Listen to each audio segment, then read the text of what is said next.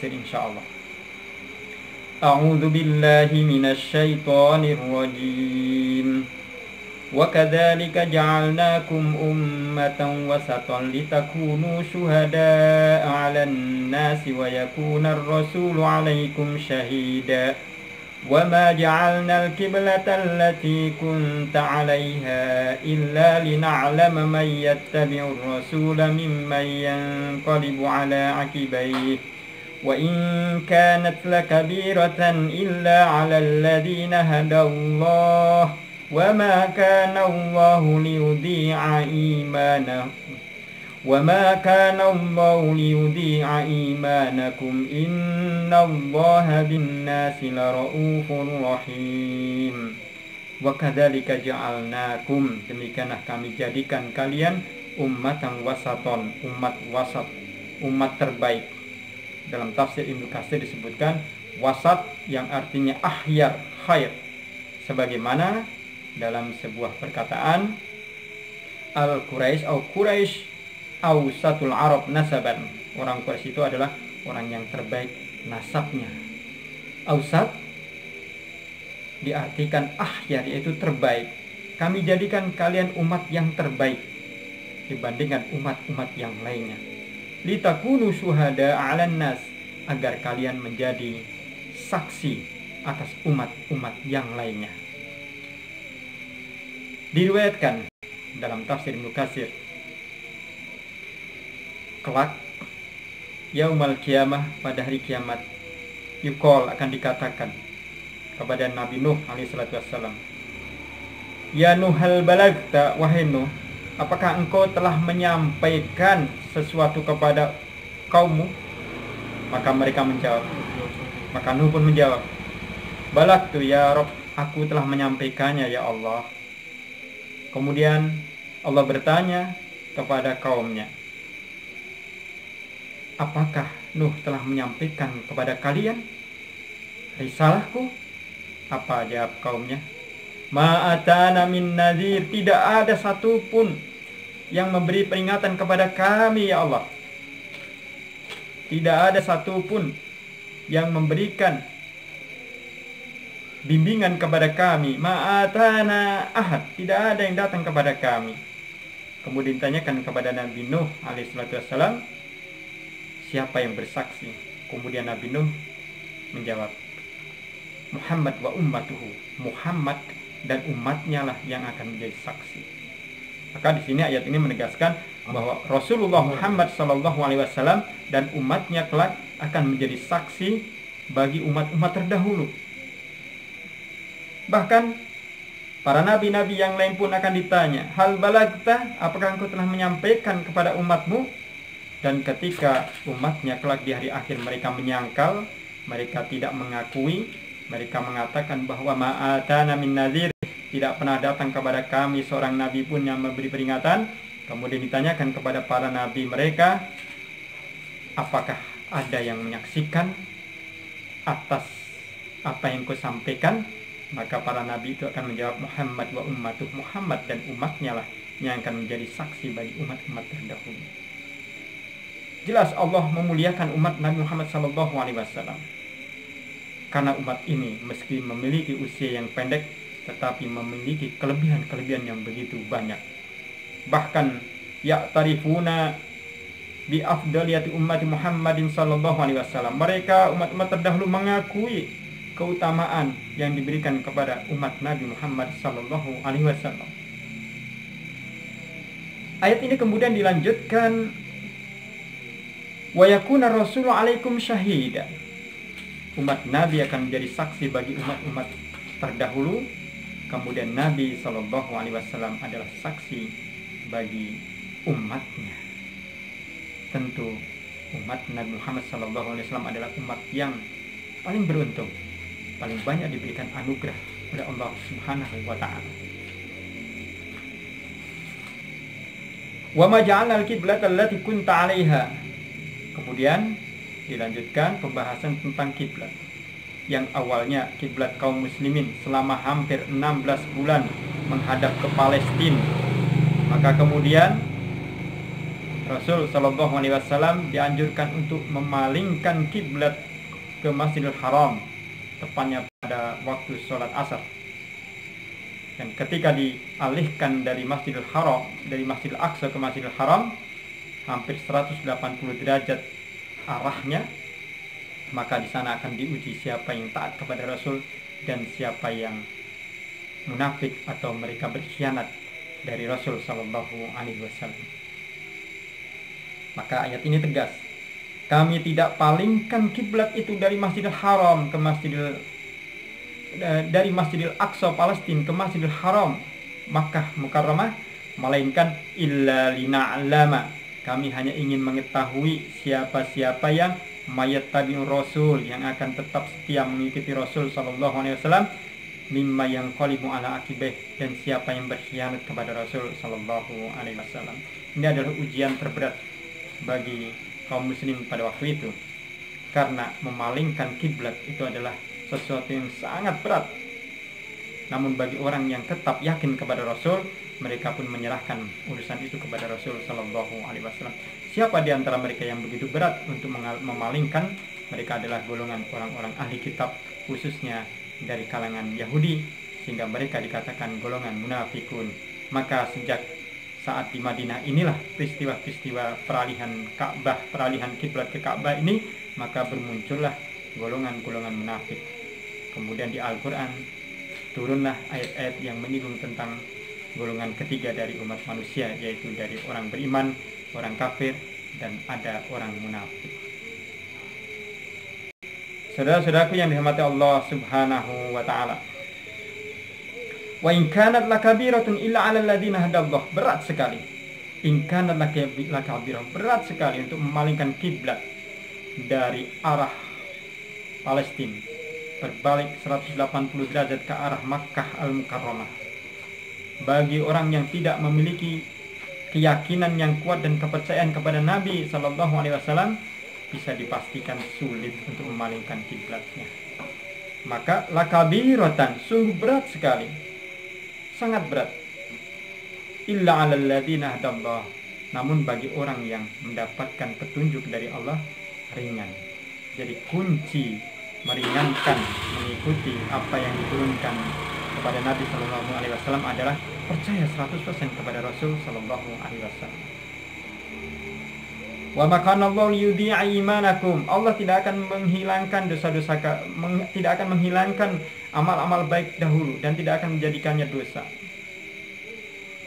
Allah akan memberikan ampunan kepada apa yang telah diperbuat dahulu, dan Allah akan memberikan pahala sekiranya mereka tetap mengikuti dan setia kepada Nabi Sallallahu Alaihi Wasallam. Wa man tabi'ahum bi ihsanin, dan siapa yang selalu mengikuti Nabi dan para sahabatnya dengan cara yang ihsan, radhiyallahu anhu, maka Allah pasti akan ridha, wa radu'an, dan mereka pun akan mendapatkan kebahagiaan. Innallaha bin-nasi laraufur rahim, sungguh manusia itu, sungguh Allah Subhanahu wa taala itu adalah bin-nasi, kepada manusia itu, laraufur rahim, maha penyantun, maha penuh kasih sayangnya.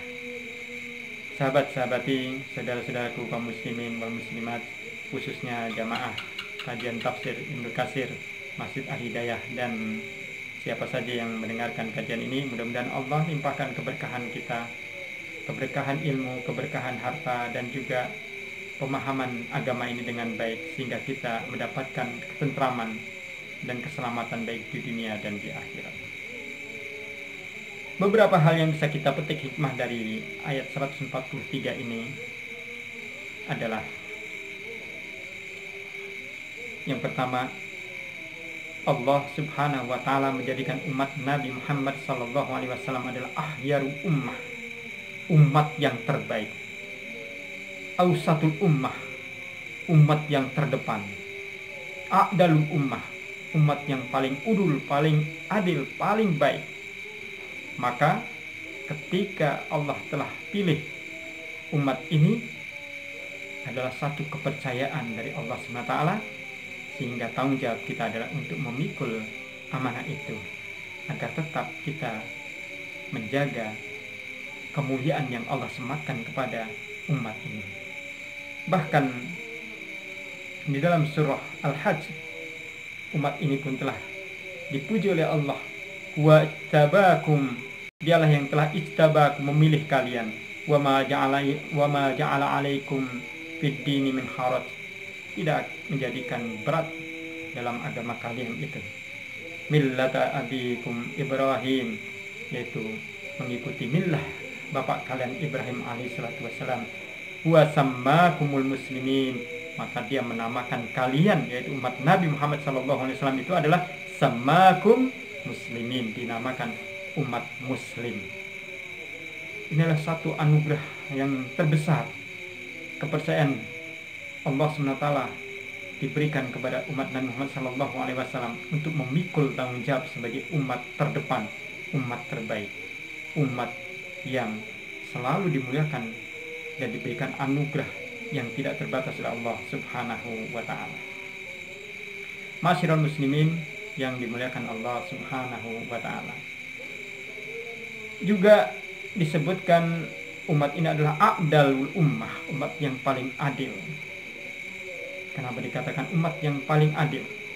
Karena umat ini diberikan bekal akal pikir, juga hawa nafsu, juga hati atau iman. Maka umat ini bisa memanfaatkan ketiganya dengan baik, tidak terjerumus ke dalam hawa nafsu dan juga tidak tersesat dengan akal pikirnya, sehingga tetap wasaton, umat pertengahan. Namun semua anugerah itu dijadikannya sarana untuk menuju kebahagiaan dunia, kebahagiaan akhirat terkhusus, keselamatan di akhirat. Maka umat ini bukanlah umat ad-dallin, umat yang tersesat, ataupun umat al-maghdub, umat yang dimurkai karena kesombongan.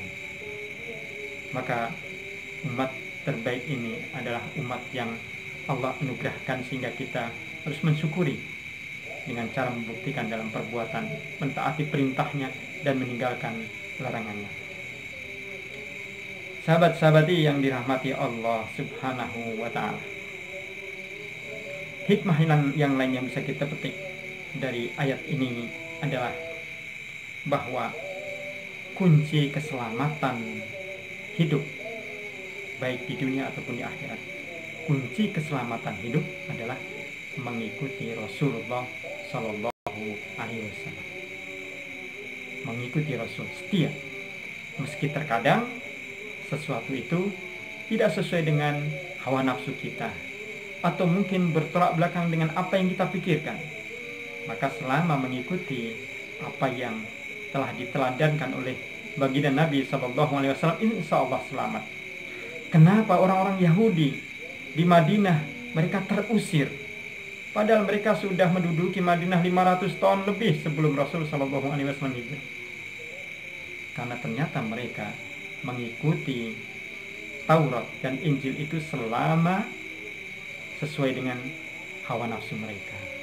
Dan ketika diutus seorang nabi, bukan berasal dari Bani Israel, berasal dari Arab, keturunan dari Nabi Ismail alaihissalatu wassalam, dari Sayyidah Hajar, mereka pun hatinya menjadi panas hingga mereka bagian bainahum, mereka sangat dengki sehingga mereka tinggalkan keimanan terhadap Nabi Muhammad SAW. Maka celakalah mereka, bukan hanya di akhirat, di dunia mereka terusir dari Madinah hingga tidak lagi tersisa di Madinah. Mereka terusir karena mereka tidak setia dengan keimanannya.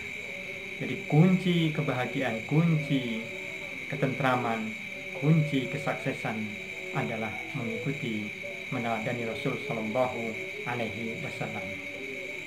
Kemudian hikmah yang lain yang bisa kita petik adalah ketika Allah menguji seseorang, ujian yang sangat berat tidak lain adalah untuk mengetahui siapa yang tetap istiqomah dalam keimanannya. Jika Allah berikan ujian, tidak lain adalah untuk mengetahui siapa yang paling setia dan kokoh imannya, tidak tergiur dengan rayuan duniawi, tidak tergoda oleh hawa nafsu, tidak terjebak oleh akal pikirnya. Maka kembali kepada Allah dan Rasulnya, insya Allah akan selamat, akan diberikan pertolongan oleh Allah Subhanahu wa ta'ala. Dan hikmah yang lain yang bisa kita petik adalah Allah tidak menyia-nyiakan perbuatan sekecil apapun. La yadzlimu misqala dzarrah. Meskipun perbuatan sedikit yang kita lakukan itu tidak akan terhapuskan.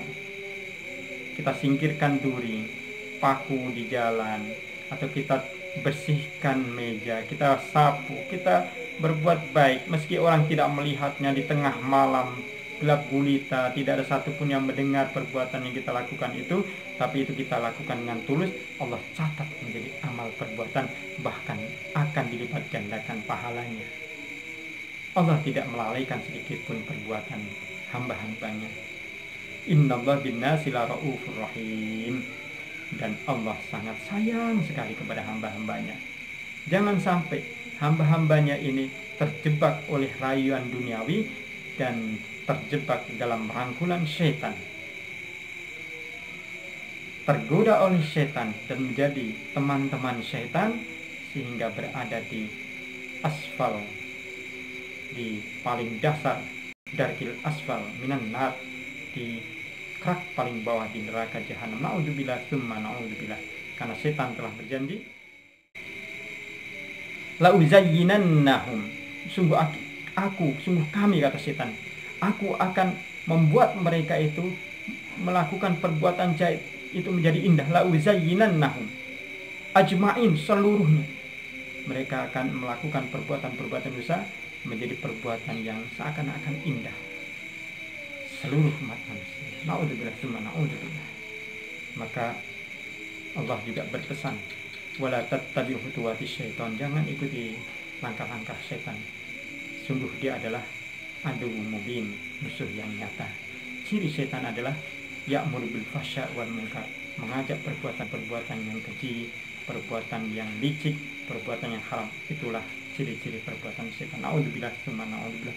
Mudah-mudahan kita tergolong hamba-hamba Allah yang senantiasa istiqomah dan terus berupaya untuk setia mengikuti, meneladani baginda Nabi SAW, dan bisa memikul amanah menjadi umat terbaik sehingga kelak kita menjadi orang-orang yang beruntung. Subhanakallahumma bihamdik, asyhadu an la ilaha illa anta, astaghfiruka wa atubu ilaik. Assalamualaikum warahmatullahi wabarakatuh.